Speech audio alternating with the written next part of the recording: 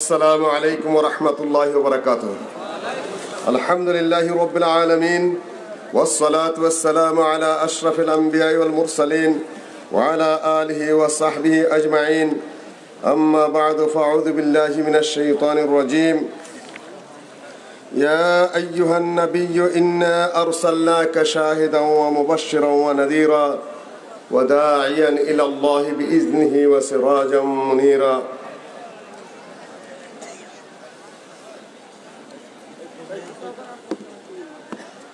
বাউসা হেদায়েতপাড়া বাঘা রাজশাহী দারুল হুদা ইসলামী কমপ্লেক্সের উদ্যোগে আজ কত তারিখ 25শে ফেব্রুয়ারি রোজ সোমবার এই বিশাল ঐতিহাসিক ইসলামী জলসা ইসলামী সম্মেলন এক মহা কনফারেন্সে রূপান্তরিত হয়েছে। আশা করি সাম্প্রতিক কালের আহলে হাদিস জাগরণের ইতিহাসে একটি ঐতিহাসিক মাইল ফলক হিসাবে কাজ করবে ইনশাআল্লাহ। এই দ্বীনি প্রতিষ্ঠানটি শেখ ডক্টর মুজাফফর বিন মোহসেন, শেখ মোকাররম বিন মোহসেন মাদানী, এই দুজনেরই দিনদার পরহেজগার এবং আলেম ওলামাদের খাদেম, যা আগে শুনেছি আমি ওদের মুখে। ডাক নাম বোধহয় চান মিয়া নাকি? হ্যাঁ, ওনার তত্ত্বাবধানে এবং ওনার দোয়ায় এরা গড়ে তোলার চেষ্টা করছে। আলহামদুলিল্লাহ, অল্প সময়ের মধ্যে এটা যথেষ্ট উন্নতি লাভ করেছে এবং আল্লাহর রহমতে আপনাদের যে সমর্থন, যে মায়া মমতা, যে আকর্ষণ প্রকাশ পেয়েছে, তাও এক মহা দৃষ্টান্তই বটে। সর্বত্র হয় না এই জাতীয় পরিবেশ। অনেক চাইতে হয়, অনেক ঘুরতে হয়, অনেক ভেজাল থাকে, অনেক সমস্যা থাকে। স্বতঃস্ফূর্ত সমর্থন এবং উপস্থিতি খুবই বিরল। আল্লাহ ওয়াহদাহু লা শারীকা লাহু এই প্রতিষ্ঠানটাকে কবুল করে নিন। ভারতের জামিয়া সালাফিয়া বানারসের মতো, পাকিস্তানের লায়ালপুরের জামিয়া সালাফিয়ার মতো এবং বাংলাদেশের অন্যান্য যে সকল বড় বড় প্রতিষ্ঠানগুলো রয়েছে সেগুলোর মতো, মৌনাদ ভঞ্জনের মতো ইত্যাদি ইত্যাদি বড় বড় প্রতিষ্ঠানগুলোর মতো আল্লাহ ওয়াহদাহু লা শারীকা লাহু এই প্রতিষ্ঠানটাকে কবুল করে নিন। এখান থেকে বড় বড় মুহাদ্দিস আল্লাহ পাক বের করার তৌফিক দান করুন। আমরা যাদেরকে সামান্য দেখেছি, আল্লামা আহমদুল্লাহ রহমানী, আরেকজন আহমদুল্লাহ রহমানী নাসিরাবাদী, হাবিবুল্লাহ খান রহমানী, মুনতাসির আহমদ রহমানী, কবির উদ্দিন রহমানী, আবুল কাসেম রহমানী সহ অন্যান্য বড় বড় মুহাদ্দিসদেরকে আমরা স্বচক্ষে দেখতে পেয়েছি। আমরা তাদের ছাত্র হওয়ার যোগ্য খুব একটা নই, সত্যিকার কথা। বক্তৃতা করি, ওয়াজ করি, মাঠে ময়দানে ঘুরি, মানুষ মনে করে আমরা অনেক কিছু, বাস্তবে তা নই। তারা হলেন আলেম, তারা হলেন বিদ্বান, তারা হলেন শিক্ষিত মানুষ। এখনো 2-4 জন হওয়ার চেষ্টা করছেন। আল্লাহ পাক তাদেরকে কবুল করুন। শেখ মুজাফফর বিন মোহসেন মোটামুটি কিছু পড়াশোনা করেছে, এগিয়ে যাচ্ছে। শেখ আব্দুর রাজ্জাক বিন ইউসুফের পুত্র আব্দুল্লাহ, আমার দৃষ্টিতে ওর বাবা যাই মনে করুক না কেন, তার বাবার চেয়ে হয়তো বড় আলেম হতে চলেছে। হাদিস, ইলমে হাদিসের এবং অন্যান্য বিষয়ের উপরে তার গভীর, এই বয়সে অতটুকু পর্যায়ে পৌঁছা আমার কাছে একটা অসাধারণ বিষয় মনে হয়েছে। আমার দীর্ঘদিনের সহকর্মী এবং সহযাত্রী এবং চিন্তার সঙ্গী শাহাদাত হোসেন খান ফয়সাল, একজনের মধ্যে এক গুণ থাকে তো আরেক গুণ থাকে না। তার মধ্যে যেমন গবেষণার গুণ ছিল, লেখার গুণ ছিল, বক্তব্যের গুণ ছিল, আনুগত্যের গুণ ছিল, পরিশ্রমের গুণ ছিল, সকলের সাথে মেশার মতো একটা গুণ ছিল। সকল গুণ মিলে একটা অনন্য সাধারণ একটা কিছু আমি লক্ষ্য করছিলাম তার ভিতরে। কিন্তু আল্লাহ ওয়াহদাহু লা শারীকা লাহু, তার ইচ্ছা হয়েছে মাত্র 33 বছর বয়সে ফুসফুসে রক্তক্ষরণজনিত রোগে আল্লাহ পাক তাকে ঢাকা মেডিকেল কলেজ হাসপাতাল থেকে তুলে নিয়েছেন। আপনারা তার জন্য দোয়া করবেন, আল্লাহ যেন তাকে জান্নাত নসিব করেন। আমার অনেকটা হাত ভেঙে গেছে, এমনি তো দুর্বল হাত, তার মধ্যে আরোটা ভেঙে গেছে। তো ডক্টর শেখ আব্দুর রাজ্জাক বিন ইউসুফের পুত্র বক্তব্য দিচ্ছিলেন।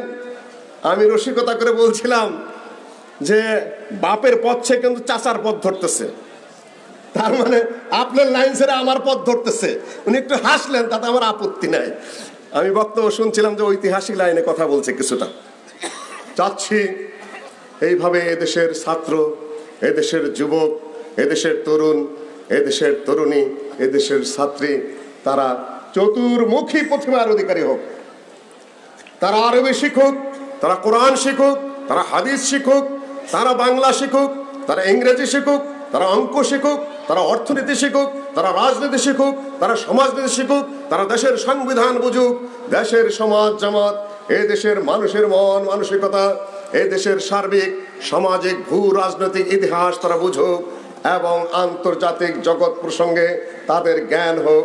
সকল কিছু মিলে তারা বিনয়ী, ভদ্র এবং দৃঢ়চেতা মানুষ হিসাবে গড়ে উঠুক। এক লাইন দিয়ে হবে না। যতই গরম বক্তৃতা মুজাফফর করুক না কেন, ওই ধরনের গরম বক্তৃতা আমিও করে এসেছি, রেজাল্ট তেমন কিছু হয় না। কেন ওখানে নারায়ে তাকবীর আল্লাহু আকবার হয়, তারপরে ছুঁড়ে ফেলে লাথি দিয়ে মাঠের মধ্যে আমরা ছিন্ন বিচ্ছিন্ন হয়ে বেকার হয়ে পথে পথে ঘুরি। এটা বাস্তবতা। যতক্ষণ পর্যন্ত না বক্তব্যের আলোকে ধীর স্থির চিন্তা সম্পন্ন হিমালয়ের মতো শক্ত মানুষ এবং ব্যক্তিত্ব প্রতিটি এলাকায় 10, 20, 50 জন করে গড়ে না উঠবে, ততক্ষণ পর্যন্ত দেশের পূর্ণাঙ্গ পরিবর্তন সম্ভবপর নয়। এটা আমার বাস্তব উপলব্ধি। মাদ্রাসা হবে আলহামদুলিল্লাহ হওয়া উচিত, মসজিদ হবে আলহামদুলিল্লাহ হওয়া উচিত, এবং সেগুলা যোগান দেবে মাত্র। কিন্তু জাতির পরিবর্তনের জন্য যে ধরনের ব্যক্তিত্বের প্রয়োজন তা খুঁজেই পাচ্ছি না। সেগুলা হলো বিরল দৃষ্টান্তের প্রাণী কিনা আল্লাহ ওয়াহদাহু লা শারীকা লাহু ভালো জানেন। একটা হয়তো আরেকটা হয় না। আজকে আমার বক্তব্যের বিষয়ে ডক্টর মুজাফফর দিয়েছিলেন যে আহলে হাদিসের ইতিহাসের উপরেই যখন বলেন তাই বলবেন। এখন আমার ঘড়ি ধরার সময় রয়েছে। ডক্টর শেখ আব্দুর রাজ্জাক বিন ইউসুফ যে টাইমে আসবেন সেই হিসাবে আমার হাতে সময় 20 মিনিটের উপর নাই। এর মধ্যেই আমার বক্তব্য শেষ করতে হবে। তারপরে আমাদের ছাত্ররা ওরা সবাই দায়ী হতে চেয়েছে আল্লাহর পথে। ওখান থেকে আমার লোভ হয়েছে যে তাহলে বক্তব্যের বিষয়টা আমি চেঞ্জ করে ফেলি, আল্লাহর পথে দাওয়াত নেই, সামান্য কিছু কথাবার্তা বলি। ওরা কোন ধরনের দায়ী হতে চায় আর আমরা কোন ধরনের দায়ীর ব্যাপারে ভাবি, চিন্তা করি, এই ব্যাপারে সামান্য কিছু কথা বলে আজকে আমার সামান্য 20 মিনিট সময় হয়তো হাতে আছে, তার মধ্যে আমার বক্তব্য শেষ করার চেষ্টা করব। টাইমিং জ্ঞান, পাংচুয়ালিটি, সময় আমার কতটুকু, তার মধ্যেই আমার বক্তব্য শেষ করার অভ্যাস গড়ে তুলতে হবে। ইনশাআল্লাহ 20 থেকে যদি শিখে সেই পড়েন, ইনশাআল্লাহ আমি মাইক ছেড়ে দেওয়ার চেষ্টা করব। আল্লাহ তৌফিক দান করেন। আল্লাহ ওয়াহদাহু লা শারীকা লাহু বলেছেন, ইয়া আইয়ুহান নবী ইন্না আরসালনাকা শাহিদান ওয়া মুবাশশিরান ওয়া নাযীরা। হে নবী, আমরা আপনাকে পাঠিয়েছি সাক্ষী হিসাবে এবং সুসংবাদদাতা হিসাবে এবং ভয় প্রদর্শনকারী হিসাবে, ওয়া দাইয়ান ইলাল্লাহি বিইজনিহি, এবং আল্লাহর পথের দায়ী হিসাবে তারই অনুমতি সাপেক্ষে, ওয়া সিরাজাম মুনীরা, এবং আলোক উজ্জ্বল প্রদীপ হিসাবে এবং আলোক উজ্জ্বলকারী বাতি হিসাবে আপনাকে পাঠিয়েছে। ওরা খুব ভালো কথা বলেছে। ওরা শুধু বলে নাই আমরা হাফেজ হয়েছি যথেষ্ট, ওরা শুধু বলে নাই আমরা শুধু মুহাদ্দিস হতে চাই, ওরা শুধু বলে নাই আমরা মুফাসসির হতে চাই, ওরা শুধু বলে নাই যে আমরা অমুক তমুক হতে চাই, ওরা বলেছে আমরা দায়ী হতে চাই। আমি বলি যে এর চেয়ে বড় কথা আর নাই। যদি আপনারা বুঝে থাকেন, একজন মুহাদ্দিস ঘরে বসে হাদিস পড়াচ্ছেন, আলহামদুলিল্লাহ, বিরাট কাজ, কিন্তু মাঠে ময়দানে তার কোনো প্রতিফলন হচ্ছে না। আল্লাহ পাক আল্লাহর নবীকে মুহাদ্দিস হিসাবে পাঠাননি, মুফাসসির হিসাবে পাঠাননি, পাঠিয়েছেন কি হিসাবে? দায়ী হিসাবে পাঠিয়েছেন। মুহাদ্দিস হন, মুফাসসির হন, কিন্তু মূল কাজ তো আল্লাহর পথে দাওয়াত দেওয়া, আল্লাহর পথে আহ্বান করা। আপনি ছোট হন বড় হন, কম জানুন বা বেশি জানুন, বড় আলেম হন বা মাঝারি আলেম হন বা ক্ষুদ্র আলেম হন, আপনি কলেজ ইউনিভার্সিটির শিক্ষক হন, আপনি ক্ষেতের কামলা হন, রিক্সাওয়ালা হন, নৌকার চালক হন, ভ্যান চালক হন, গাড়ির ড্রাইভার হন না কেন, যে যেখানে আছেন তিনি কিন্তু আল্লাহর পথের একজন দায়ী, যদি আপনি বুঝে থাকেন। সেখানে আপনি আল্লাহর পথের দায়ী। ডক্টর মুজাফফর বলে গেলেন যে আজকে হাজার হাজার মানুষ প্রস্তুত হচ্ছে এবং দাওয়াত কবুল করছে। দাওয়াত শুধু কবুল করছে না, দাওয়াত দিচ্ছেও। পথে পথে আজকের যে কটা ইতিহাস যদি আমি রাস্তার ইতিহাস বলি, আপনারা অবাক হয়ে যাবেন। রাজশাহী বিশ্ববিদ্যালয়ের জার্নালিজমের এক ছাত্র ৪র্থ বর্ষে ট্রেনের টিকিট কেটেছে শোভন, কিন্তু সেখানে সিট নেই, বসে গেছে আমার সাথে এসে কেবিনে। টিটি এসে খুব রাগারাগি করতেছে, ও যেভাবে মিটমাট করছে মানতে চাচ্ছে না। একের ওয়ার্ডেন খুব গরম হয়ে গিয়ে তার রাগারাগি করেছে, ছেলেটা চলে গেল। কতক্ষণ পরে ওয়ার্ডেন আবার তাকে ধরে নিয়ে আসলো, আয়সা মাপ চাওয়া শুরু করে দিল। বাবারে, তুমি ইউনিভার্সিটির ছাত্র, আমার মেজাজটা খারাপ ছিল, আমি বুঝতে পারিনি, বাবা তুমি আমাকে মাফ করে দিও। আমরা একটু খুশি হলাম। টিকিট তো কেটেছে, সে সিট পায় না, এখানে বসেছে, এতটা অসৎ আচরণ না করলেই হতো। ছেলেটাও একটু কৌশল করেছে, সেটাও বুঝতে পেরেছে। পরে আস্তে আস্তে পরিচয় হলো, নামলাম দুজনে একসাথে। নামার পরে কথা হলো যে আমাকে বলছে, আঙ্কল যাবেন কোথায়? অমুক জায়গায়। দেখি সবাইকেই চিনে। আমি বললাম যে শেখ আব্দুর রাজ্জাকের ছেলে আব্দুল্লাহ বিন আব্দুর রাজ্জাক জার্নালিজমে পড়তো, তুমি তাকে চিনো? যথেষ্ট চিনি, চিনবো না কেন? হয়তো বা রাত্রে আমি আপনাদের কনফারেন্সে যাবো আজকে। আপনি বুঝতে পারবেন না যে দেশের কোন পর্যায় পর্যন্ত, অথচ যে এলাকার মানুষ এখানে আহলে হাদিস থাকার কথা নয়, দেশের কোন পর্যন্ত শিক্ষিত ছাত্র ছাত্রী এমনকি এক জায়গায় গেছে এক প্রোগ্রামে, কেউ চিনতে পারছে না। ভিতর থেকে এক মহিলা বলছে যে আপনি পিস টিভিতে অনুষ্ঠান করতেন? হ্যাঁ করতাম, মহিলা এয়ারফোর্সের অফিসার। চিন্তা করতে পারবেন?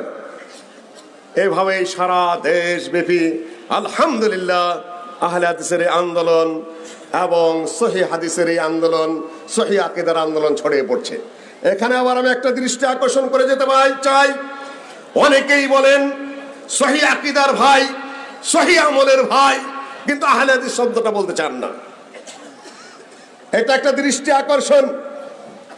সহিহ আকীদার ভাই ঠিক আছে, সহিহ আমলের ভাই ঠিক আছে। আপনি যদি আহলে হাদিস না হয়ে কোনো অন্য বংশের হন, আপনার কথা গ্রহণযোগ্য।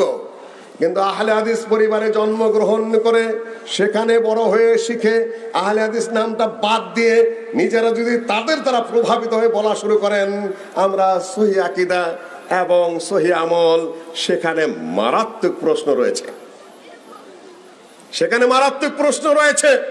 কেন আহলে হাদিস এই সমাজটাকে ভাঙার জন্য, সামাজিক এই সাইনবোর্ডটাকে ধ্বংস করার জন্য, এই যে একটা পরিচিতি আছে সারা দেশের মধ্যে, জাতির মধ্যে, আল্লাহ নবীর যুগ থেকে বলতে গেলে এবং তাবেঈদের যুগ থেকে বিশেষভাবে যেটা আহলে হাদিস নামে পরিচিত হয়ে এসেছে। শাহ ওলিউল্লাহ মুহাদ্দিস দেহলভী, তিনি সাঈদ ইবনে মুসাইয়্যব যিনি সিনিয়র তাবেঈ, তার থেকেই শুরু করেছেন। হুজ্জাতুল্লাহিল বালিগার মধ্যে আল ফারকু বাইনা আহলিল হাদিস ওয়া আহলির রায়ের অধ্যায়ে তিনি শুরু করেছেন সাঈদ ইবনে মুসাইয়্যব এবং আউজাঈ ইত্যাদি ইত্যাদি শুরু করেছেন। অর্থাৎ তাবেঈদের যুগ থেকে যে আহলে হাদিস নামটা বিশেষভাবে প্রচলিত, সেটা তিনি উল্লেখ করার চেষ্টা করেছেন। সম্মানিত উপস্থিতি, দায়ী তুমি কোন পথের হবে, দাওয়াতের ব্যাপারে তোমাকে মনে রাখতে হবে যে তোমার জ্ঞানটা, তোমার বিদ্যাটা, তোমার বুদ্ধিটা, তোমার হেফজ শক্তিটা, তোমার হাদিসের সংকলন যা আছে তা তুমি কিভাবে মানুষের মধ্যে ছড়াবে। ফকিরেরও কিন্তু নানান ধরনের সিল্কি আছে। ছোটকালে ফকিরদের ভিক্ষা করার স্টাইল আমি দেখতাম। অনেক ফকিরের নাম আমার মুখস্থ আছে, এই মহবিলার আপনাদের বলবো না। ছোটকালে কোন ফকির কি করে ভিক্ষা করতো সেটা আমি সব বলতে পারি। কেউ এক আয়াত কোরআন তেলাওয়াত করতো, কেউ হয়তো সূর্য একটা বলতো, কেউ শুধু লা ইলাহা ইল্লাল্লাহ বলতো, আরেকজন একটা গজল গাইতো, আরেকজন হয়তো হাত পা বেঁকা করে খামাকা ভেঙ্গাইতো ইত্যাদি। সব জানাছে কেন জানেন? মানুষের দৃষ্টি আকর্ষণ করে 2টা পয়সা পাওয়া। দাঈ ইলাল্লাহ,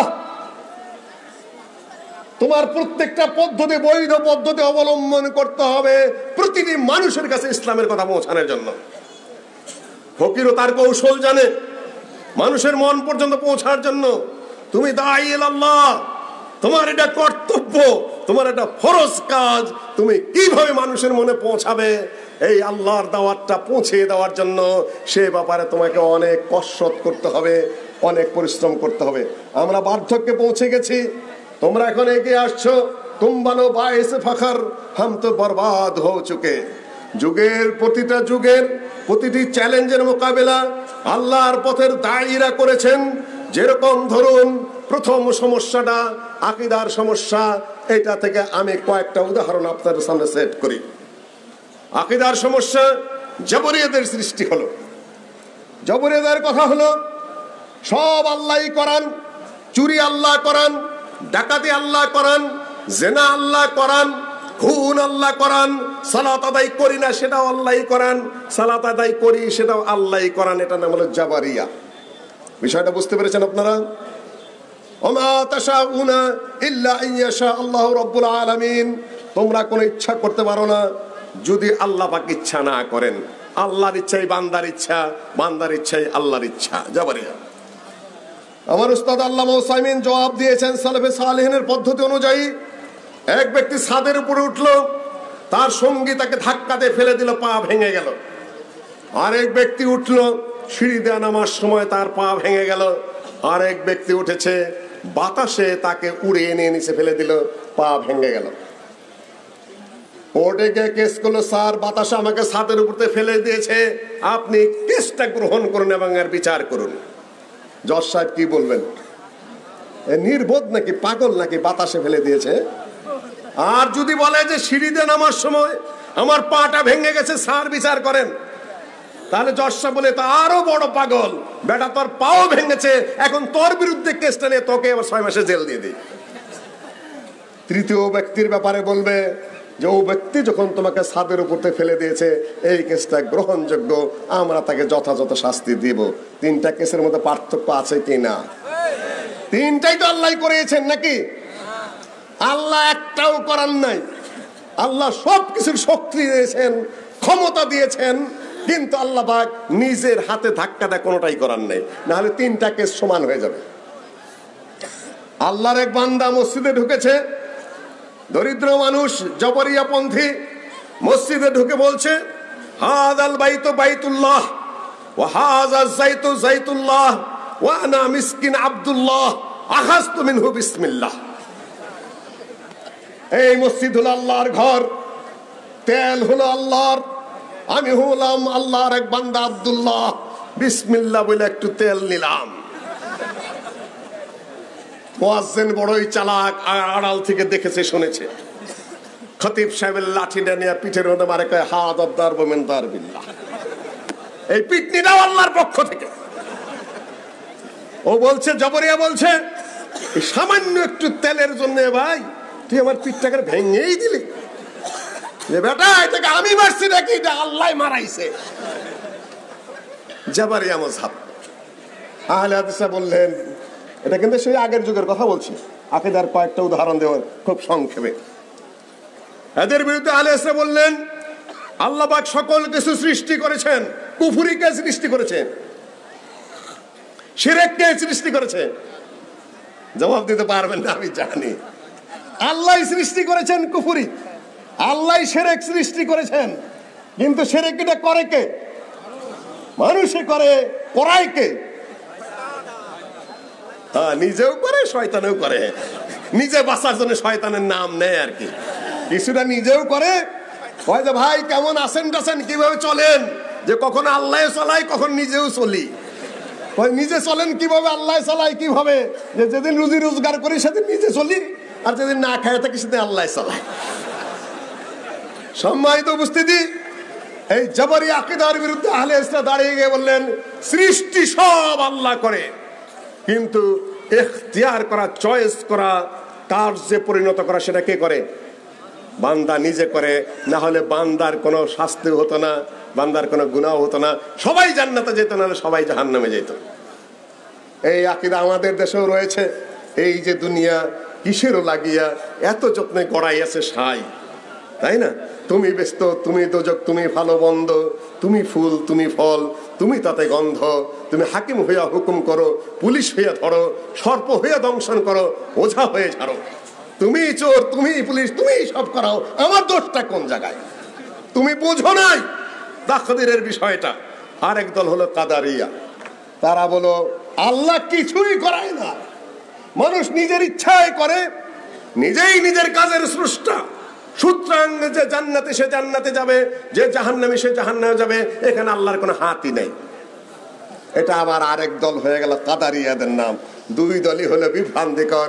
মাঝখানে আহলে হাদিসরা যা বলেন সেটা তো আপনারা শুনলেনই।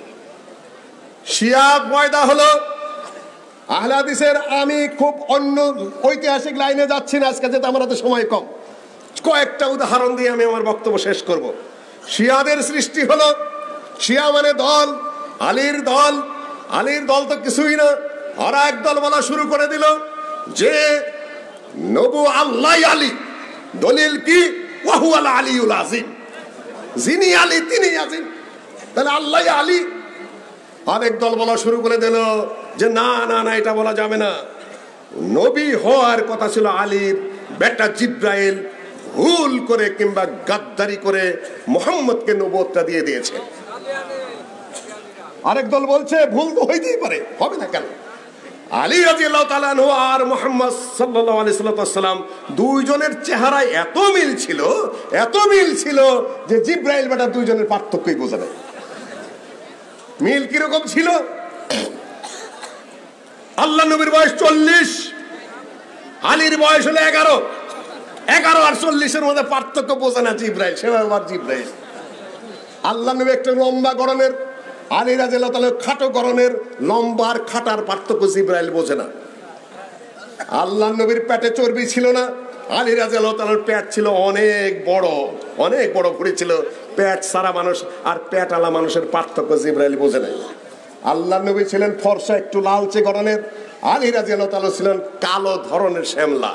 এই ফর্সা আর শ্যামলার পার্থক্য জিব্রাইল বোঝে না, ওদের জিব্রাইল বোঝে না। আর এইরকম একটা অপদার্থ, এরা মানে নির্বোধ ফেরেশতাকে দিয়ে আল্লাহ পাক ওহী পাঠাইলেন।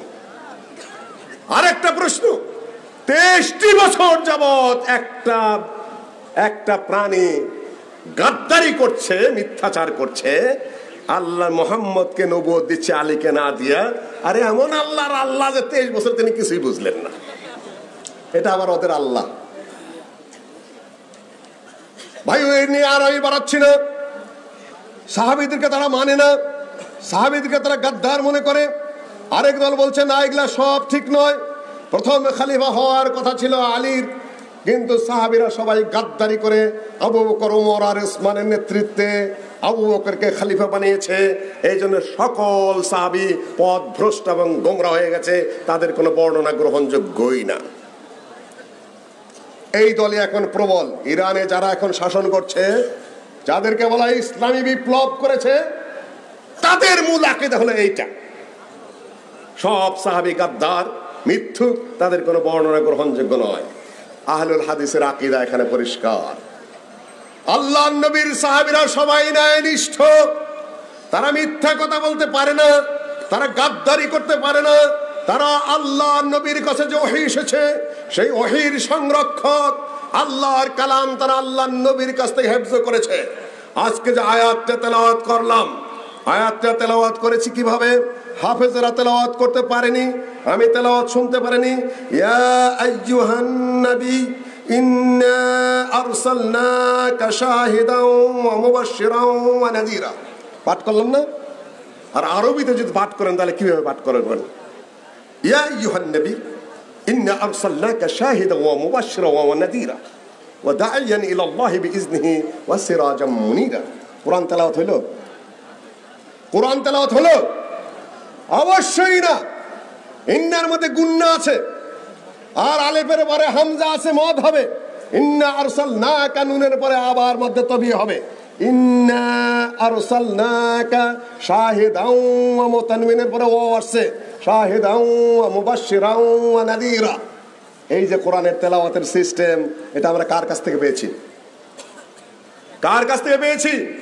আরবি পাঠের স্টাইলে কোরআন তেলাওয়াত হবে না। কোরআন তেলাওয়াত আল্লাহর নবী যেভাবে করেছেন, কোথায় মদ, কোথায় গুন্না, কোথায় ইদগাম, কোথায় ইখফা, কোথায় কলকলা, সকল কিছু মেনে তার সিফাত তেলাওয়াতের স্টাইল সম্পূর্ণ মেনে তারপর আমাকে তেলাওয়াত করতে হবে। আল্লাহর নবীর কাছে সাহাবীরা যেভাবে তেলাওয়াত শুনেছেন, তাদের কাছ থেকে তাবেঈগণ তেলাওয়াত শুনেছেন, সেই তেলাওয়াতের ধারাবাহিকতা আল্লাহর নবীর স্টাইলে আমরা তেলাওয়াত করছি এই পর্যন্ত, ওয়ালিল্লাহিল হামদ, সনদ সহকারে। সাহাবী আপনি ওমিট করে দিবেন, কোরআন তেলাওয়াত করবেন কোন সিস্টেমে, তার কাছ থেকে আপনি জানবেন। 2 নম্বর গেল। 3 নম্বর পর্যায়ে আসুন, জাল হাদিসের বিষয় অনেক লেখালেখি হয়েছে। ডক্টর মুজাফফরও লিখেছে, বিভিন্নভাবে বক্তব্য দিয়েছে, নানান কিছু করে বইও লিখেছে। কি জাল হাদিসের কবলে সালাতুর রাসূল, পড়লে বুঝে নেবেন ওদের আলোচনার বিষয়। এটা আমার আলোচনার বিষয় ওইটা না, আমার বিষয় হলো আহলে হাদিসের কি করে এসেছে যুগে যুগে, সেইটা হলো আমার বিষয়। জাল হাদিস বানানো শুরু করে দিল, হানাফিরা বানানো শুরু করে দিল। আদাল্লু বিন ইবলিস মুহাম্মদ বিন ইদ্রিস আর শাফি হলো ইবলিসের সাথে পথভ্রষ্ট। শাফিরা হাদিস বানানো শুরু করে দিল। আসাদ্দু মিনাশ শয়তান আবু হানিফা আন-নুমান, শয়তানের সাথে বেশি ভয়ঙ্কর হলো আবু হানিফা। জাল বানানো শুরু করে দিল, লক্ষ লক্ষ হাদিস আল্লাহর নবীর নামে জাল করে তারা ছড়ানো শুরু করে দিল। সেই জালের কবল থেকে কারা রক্ষা করেছে, কারা উদ্ধার করেছে? এই সহিহ হাদিসগুলো বাছাই করে জাতির সামনে, গোটা উম্মতের সামনে কারা তুলে ধরেছে বলুন? আহলুল হাদিসরা তুলে ধরেছে। একটা একটা করে শুধু বলবো, খুব বেশি কথা বলার অবকাশ আমার নাই। তার মধ্যে সবচেয়ে শ্রেষ্ঠ সহিহ গ্রন্থ কোন দুটি? সহিহুল বুখারী এবং সহিহ মুসলিম। ওয়া আম্মা সহিহান فقد اتفق المحدثون على أن جميع ما فيهما من المرفوع المتصل صحيح بالقطع وأنهما متواتران إلى مصنفيهما وأنه من يهون أمرهما فهو مبتدع متبع غير سبيل المؤمنين। অনুবাদ করার সুযোগ আমার নাই। সহিহ বুখারী এবং মুসলিমের মধ্যে সনদ সহকারে মরফু যে সকল হাদিস রয়েছে সকলই অকাট্য এবং নির্ভুল ভাবে সত্য। তাকে যারা খাটো করতে চায়, ইমাম বুখারী এবং মুসলিমকে এবং দুইটি কিতাবকে যারা খাটো করতে চায়, ছোট করতে চায়, হেয় করতে চায়, তারা বেদাতি এবং তারা মুসলিম জাতির পথ থেকে অন্য পথে হেঁটে চলেছে। সহিহ বুখারী এবং মুসলিম আজকে মাদ্রাসায় রয়েছে, দস্তারবন্দি হচ্ছে, খাতমে বুখারী অনুষ্ঠান হচ্ছে, সনদ বিতরণ হচ্ছে, কত ধরনের মিষ্টি খাওয়া হচ্ছে, কিন্তু সহিহ এবং বুখারী মুসলিমকে আদৌ পড়ানো হচ্ছে? শোনো বন্ধু, শোনো, সহিহ বুখারী মুসলিমেরও কথা টিকার পাজরে, হাসিয়ার খাঁচায় দারুণ মর্ম ব্যথা। পশ্চিমবঙ্গের একটা গান অবশ্য, শোনো বন্ধু শোনো, প্রাণহীন এই শহরের কথা, ইটের পাজরে লোহার খাঁচায় দারুণ মর্ম ব্যথা। তার সাথে মিলে একটা গান লিখেছি আমি, যে শোনো বন্ধু শোনো, সহিহ বুখারী এবং মুসলিমেরও কথা টিকার পাজরে, হাসিয়ার খাঁচায় দারুণ মর্ম ব্যথা। সহিহ বুখারীকে টিকা দেওয়ার হাসিয়া দিয়া বন্দিশালায় বন্দি করে রাখা হয়েছে মাদ্রাসাগুলোতে। বুখারী এবং মুসলিম হলো দুইটা রাজবন্দি, সেটাকে খুব আদর যত্ন করে সাজিয়ে রাখা হয়েছে। সেখান থেকে উদ্ধার করে সরাসরি দৌড় দেওয়া, পাঠ দেওয়া, পঠন করা ছাত্রদের মাথায় সহিহ হাদিসগুলো তুলে দেওয়া, বুখারী মুসলিমের যথাযথ কদর করা, তারা কারা করছে? যদি আহলে হাদিস না থাকতো এই উপমহাদেশে, সহিহুল বুখারী এবং সহিহ মুসলিম ওই আলমারিতেই চিরজীবন শোভা পেত, এরা কোনোদিন আলোর মুখই দেখতো না। এটা বাস্তবতা বলছি। মাদ্রাসাগুলো হচ্ছে, আপনারা মনে করছেন যে আপনাদের মাথার উপর বোঝা হয়ে দাঁড়াচ্ছে, কখনো নয়। বহুদিনই বড় বড় প্রতিষ্ঠান হওয়া দরকার, যেখানে আপনাদের বিরাট সহযোগিতার প্রয়োজন। দিল্লির জামিয়া রহমানিয়া যেটা ছিল মাদ্রাসা, সেখানে কোনো ছাত্রকে লজিং থাকতে দেওয়া হতো না। আমি বলছি আপনাদের কাছে, কোনোদিন কোনো ছাত্রকে দাওয়াত দিলে বলতো যে আমার ছাত্রদের দাওয়াত কারো বাড়িতে খেতে যাওয়ার সময় নাই, তোমরা খানা এনে মাদ্রাসায় দিয়ে যেও। 2 রহমান ভাই, আতাউর রহমান আর কি যেন 2 ভাই, দিল্লিতে তারা এই মাদ্রাসা প্রতিষ্ঠিত করেছিল। আমি অনুরোধ করব, সহিহ বুখারী আপনাদের, সহিহ মুসলিম আপনাদের, তাফসীর আপনাদের, কোরআন আপনাদের ছাত্ররা দুরবস্থার মধ্যে পড়বে, আপনারা টাকা পয়সাতে করবেনটা কি? টাকা পয়সা কোন কাজে লাগবে? আল্লাহ নবী বলেছেন, ইন্নী লা আখশা আলাইকুমুল ফাকর ওয়ালাকিন আখশা আন তাতাসাল্লাতা আলাইকুমুদ দুনিয়া। আমি একটু ভয় করি না যে তোমরা দরিদ্র হয়ে যাবে, আমি ভয় করি যে তোমাদের উপর দুনিয়া চেপে বসবে। দরিদ্র হওয়ার কোনো ভয় নাই, লাঙ্গলের ফলার আগায় আগায় স্বর্ণ উঠে আসবে। ইউসুকা ইয়াসরা ফুরাত আফলাদা কাবিদহা মিসলাল উসতুয়ানাত মিনাদ যাহাবি ওয়াল ফিদ্দা। ওই ফুরাত, নীল ইত্যাদি নদীর থেকে একেবারে স্বর্ণের ঢেরি উঠতে থাকবে। মানুষকে আপনি দান করতে যাবেন, মানুষ বলে আজকে আমার দরকার নেই, গতকাল যদি দিতে তাও কাজে লাগতে, আজকে আমি আর দান গ্রহণ করার মতো অবস্থানে নাই। দরিদ্র হবেন না, দরিদ্রের কোনো ভয় নাই। আমি আমার ছাত্রদেরকে বলি, যারা আমার সাথে একটু একটু কাজ করে, উঠা বসা করে, চিন্তার আদান প্রদান করে, তাদেরকে বলি তোমরা কষ্ট করবে, দরিদ্র থাকবে, এটা আমার ভয় নয়। আমার ভয় হলো দুদিন পরে তোমরা একটা চাকরি পাবে, দুদিন পরে তোমরা রিজিকের পিছনে ছুটবে, দুদিন পরে তোমরা ব্যবসায়ী হবে, তোমাদেরকে আর দিনের কাজে খুঁজে পাবো না। হচ্ছে সেটাই হারিয়ে যায় শুধু দুনিয়ার পিছনে, দিনের পথে তাদেরকে খুঁজে পাওয়া যায় না। সম্মানিত ভাই, এই হলো হাদিসের সংক্ষিপ্ত কথা বললাম। বাকিটুকু শেখ মুজাফফররা বলে, ওরা বলবে ওদের সময় অনুপাতে। আর সামান্য সুযোগ যদি পাই তাহলে ইনশাআল্লাহ আলাইপুর রামশা মোড় মসজিদ সংলগ্ন বাগার রাজশাহীতে 4 মার্চ বোধ একটা প্রোগ্রাম আছে, সেখানে আমিও থাকবো, কফিল উদ্দিন থাকবে, ইত্যাদি থাকবে। ওখানে যদি কি এত তো আর যাবেন না, এত হওয়ার সম্ভাবনাও নাই। যারা যাবেন তাদের সামনে সামান্য কিছু কথা বলার চেষ্টা করবো ইনশাআল্লাহুল আজিজ। আরো যা বলতে চাই আপনাদের সামনে, হাদিসের পর্ব আমি এখানেই শেষ করছি। উপমহাদেশে চলে আসি খুব দ্রুত গতিতে। কাদিয়ানি ফেরকার জন্ম হলো গোলাম আহমদ কাদিয়ানি। ভারতের অমৃতসরের এবং পাঞ্জাবের মানুষ সে দাবি করে বসলো যে তার কাছে প্রথমত আল্লাহর পক্ষ থেকে ইলহাম আসে, সে যত কিছু লেখে এবং পড়ে সব আল্লাহর ইলহাম অনুযায়ী। দ্বিতীয়ত বলল যে সে স্বপ্নে দেখেছে যে আল্লাহ পুরুষের বেশ ধরে আসলেন এবং একজন স্বামী স্ত্রীর সাথে যা করেন আল্লাহ পাক তার সাথে ওই কাজই করলেন। নাউজুবিল্লাহ মিন যালিক। সেদিন থেকে তার ফয়েজ লাভ হয়ে গেল। তারপর সে দাবি করে বসলো যে সে হলো নবী এবং সে হলো রাসূল। দলিল কি? সর্বপ্রথম তার বিরুদ্ধে প্রতিবাদ কে করেছিল বলুন? প্রতিবাদ কে করেছিল? আহলুল হাদিসরাই বলেছিল আতাউল্লাহ মিথ্যা কথা। আমার বন্ধুরা আহলে হাদিসদেরকে কৃতিত্ব দিতে চান না, সেটা করেছেন অল ইন্ডিয়া আহলে হাদিস কনফারেন্সের প্রতিষ্ঠাতা সেক্রেটারি জেনারেল। দেখুন আহলে হাদিসের মুখে আতাউল্লাহ এসে গেছে। কোনোদিন আতাউল্লাহ না সাতাউল্লাহ না, কিচ্ছু না, সেটা হলো সানাউল্লাহ অমৃতসরী। অল ইন্ডিয়া আহলে হাদিস কনফারেন্সের প্রতিষ্ঠাতা সেক্রেটারি জেনারেল, তার সাথে বাহাস মোনাজারা হওয়া শুরু হয়ে গেল। তারপরে এই লোক প্রচার করে দিল তার সবুজ কাগজে ইশতেহার ঘোষণা করে দিল যে সানাউল্লাহ অমৃতসরীর সাথে বাহাসে মোনাজারায় লেখায় আমরা অতিষ্ঠ হয়ে গেছি, আমি মুবাহেলা করছি দুইজনের মধ্যে যে পথভ্রষ্ট সে যেন আগে মৃত্যুবরণ করে। সানাউল্লাহ অমৃতসরী সাহেব চ্যালেঞ্জ গ্রহণ করলেন এবং স্বল্প কিছুদিনের ব্যবধানে এই গোলাম আহমদ কাদিয়ানি মারা গেল লাহোরে তার এক শাগরিদের বাসায় পায়খানায় পড়ে। এরপরেও সানাউল্লাহ অমৃতসরী এই আহলে হাদিস নেতা আরো 40 বছর বেঁচে ছিলেন। অত্যন্ত আফসোসের বিষয়, আজকাল আহলে হাদিসদেরকে বলা হয় শিয়া, আজকে আহলে হাদিসদেরকে বলা হয় কাদিয়ানি, আজকে আহলে হাদিসকে বলা হয় তারা হাদিসের কিচ্ছু নাকি বোঝে না, হাদিসের নাকি কিছুই পড়ে না। অথচ যুগে যুগে হাদিসের খেদমত আহলে হাদিসরা করেছে, শিয়াদের বিরোধিতাও আহলে হাদিসরা করেছে। আল্লামা ইহসান আলী জহির পশ্চিম পাকিস্তানের একেবারে ঊর্ধ্বতন একজন নেতা ছিলেন, যার ছোট ভাই ডক্টর ফজলে লাহি আমার মাস্টার থিসিসের ওই ছিলেন, গাইড ছিলেন। তার আন্ডারে আমি মাস্টার থিসিস করেছি। কে যেন বলেছেন, জানতে পেরেছি।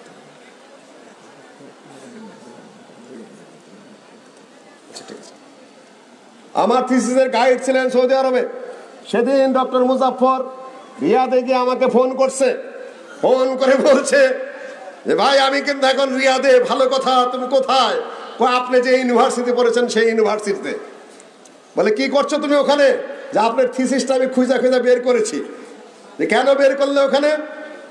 বললো যে যারা বদনাম রটায়, যারা গীবত করে, তারা এই গীবত করেছে যে আমি নাকি কোনো থিসিস করি নাই, সৌদি আরবে ভুয়া গুল মারতেছে। ওই ভাইয়েরা, যে ভাইরা এক সময় ডাক দিলে আমার সাথে মাঠে নেমেছে ডক্টর গালেব সাহেব অ্যারেস্ট হওয়ার পরে, একটু খুটুর মুটুর হওয়ার পরে ওই ভাইয়েরাই মাঠে ছড়িয়ে দিয়েছেন যে আমি রিয়াদে কোনো থিসিস করি নাই, আমি ভুয়া কথা রটাচ্ছি। আর চিটাগাং ইউনিভার্সিটিতে আমি যখন চাকরি করি ইসলামিক বিশ্ববিদ্যালয়ে, তখন প্রশাসন যখন আমাকে বাধ্য করলো, ইউনিভার্সিটির প্রশাসন, যে হয় তুমি আন্দোলনের নেতৃত্ব দিবে, না হলে এখান থেকে রিজাইন দিবে। দেখলাম যে এই কমের, আমি বলেছি আমার মাথায় এটাই ছিল যে দায়ী যদি হতে চাও বহু চ্যালেঞ্জ নিতে হবে তোমার মাথায়। আমি মনে করি চাকরি আমার বাদ দিতে হবে, আল্লাহ যদি দায়ী হিসাবে কবুল করেন, সংগঠনটা যদি দাঁড় করাতে পারি, সারা দেশে যদি একটা জাগরণ আসে, তাদের সামাজিক জাগরণ, তাদের রাজনৈতিক জাগরণ, অর্থনৈতিক জাগরণ, সাংগঠনিক জাগরণ, 3-4 কোটি আহলে হাদিস যদি ঐক্যবদ্ধ হয়ে দাঁড়াতে পারে, তাহলে এই দেশে কোনোদিন অনইসলামিক শাসন হতে পারবে না। এবং এই দাবির মুখে যে কোনো সরকার ইসলামিক আইন বাস্তবায়ন করতে বাধ্য হবে একসময়। চাকরি বাকরিতে আমি কি করবো, রেজেক আল্লাহ দিবে। চাকরিতে কয়েকটা সেরেছে, রিজাইন দেওয়ার পদ অভ্যাস আমার আছে। সাতক্ষীরা যায় শুনি প্রশ্নের পরে প্রশ্ন, আপনার সার্টিফিকেট জাল ছিল বলে নাকি আপনার চাকরি গেছে। ডক্টর মুজাফর ওখান থেকে আমাকে বলছে যে আমি নিজে চোখে দেখতে এসেছি আপনার থিসিস। বলে যে আমি সব ফটোকপি করে নিয়ে গেলাম। আমি বলি আমার কাছে কপি আছে, তুমি আমার কাছ থেকে নিয়ে নিও। বলে যে না, আমি আর 5 জন সাক্ষী নিয়ে আসছি, যাতে মানুষে অবিশ্বাস করতে না পারে। তো খুব ভালো কথা। আমার মনে পড়লো তখন একটা কাহিনী, ফ্রান্সের কাহিনী। এক দরিদ্র খ্রিস্টান, গডের উপর অত্যন্ত গভীর বিশ্বাস তার, বন্যায় সব জ্বালা টালা সব খেয়ে গেছে।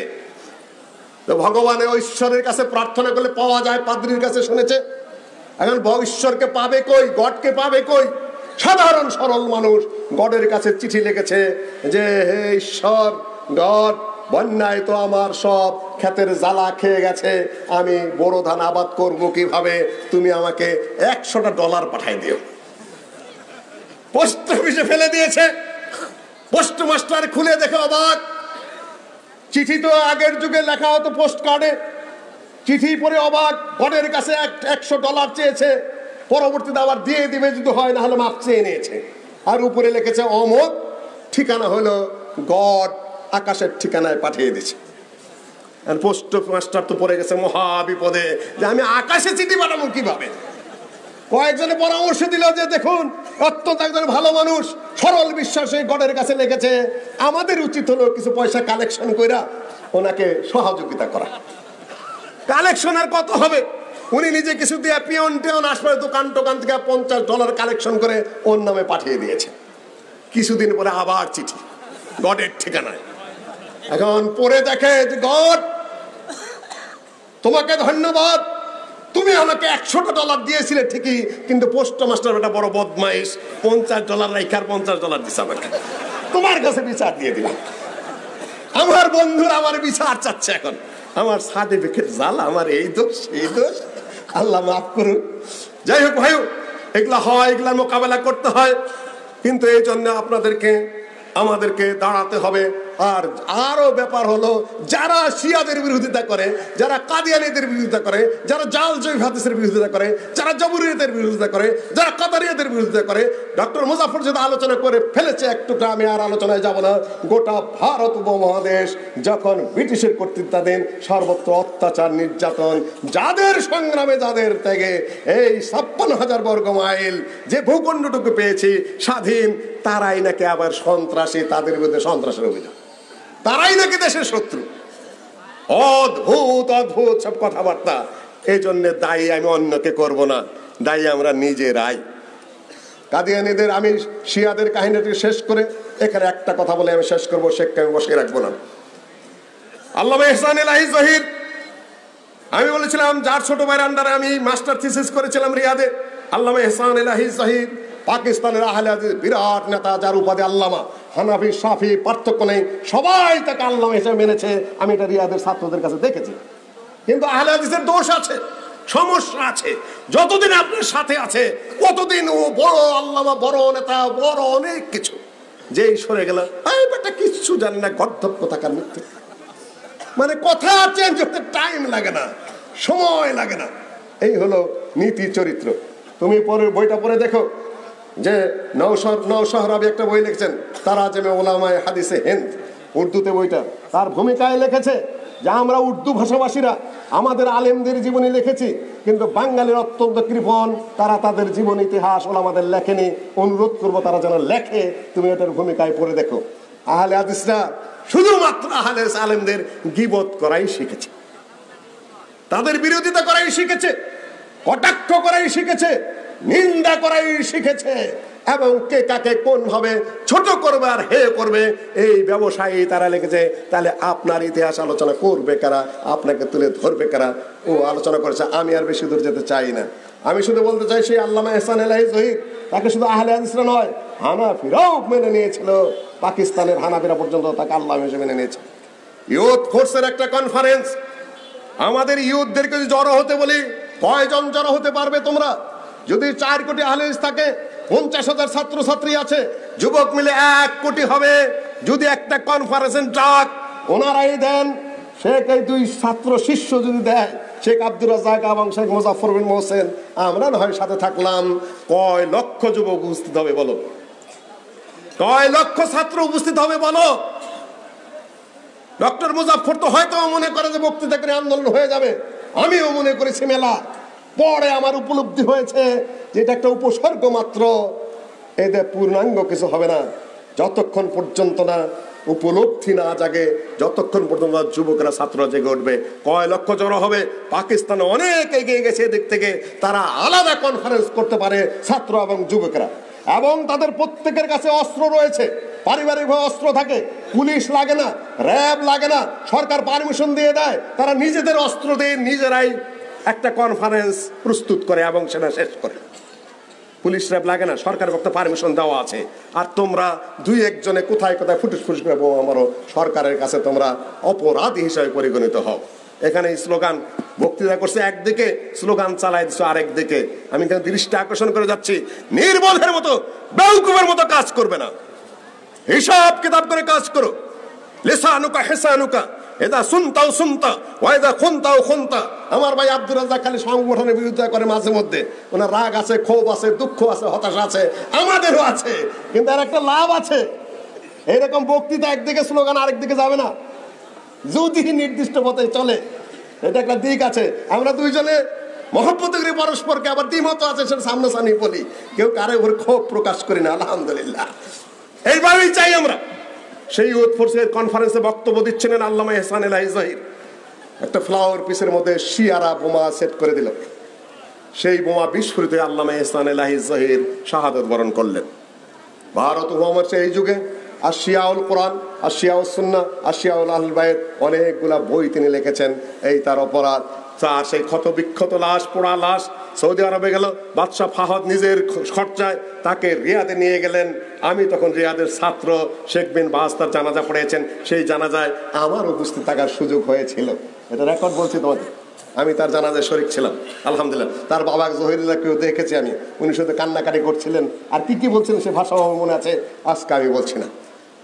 শেষ কথা বলছি যে যুগে যুগে যেটা সত্য কথা, অন্যায়ের বিরুদ্ধে, দুর্নীতির বিরুদ্ধে, বাতিল আকীদার বিরুদ্ধে, কোরআন হাদিসের বিরোধিতার বিরুদ্ধে এবং সর্বপ্রকার অনৈতিকতা, পরাধীনতা এবং স্বকীয়তা, স্বাধীনতার পক্ষে যে শক্তি কাজ করেছে, তারাই যুগে যুগে আহলুল হাদিস। আর বিরোধিতা যারা করেন তারা মিথ্যা কথা বলেন, তারা প্রতারণা করেন। আর এই প্রতারণার জবাব আমাদের ভাইরা বন্ধুরা দিচ্ছেন, বক্তব্য দিচ্ছেন, লিখিতভাবে দিচ্ছেন। কিন্তু লাস্ট যে পয়েন্ট, সেটা হলো সবাই যদি নেতৃত্ব সহযোগ্যবদ্ধ হতে চাবে না, এটা নিয়ম না। সবাই একটা অবস্থান নিয়ে আছেন, জনগণের ঐক্য সৃষ্টি হতে হবে, যে ঐক্যের তোড়ে স্রোতে নেতৃত্ব ভেসে যাবে। আমি আবার বলছি, নেতৃত্ব সহজ ঐক্যের মধ্যে আসতে চাবে না, জনগণের ঐক্যের দাবির স্রোত ধারায় যেন অনৈক্যের নেতৃত্ব ভেসে যায়। আমি এই দাবিটুকু জানিয়ে আমি আমার বক্তব্য এখানে শেষ করছি আজকের মতো।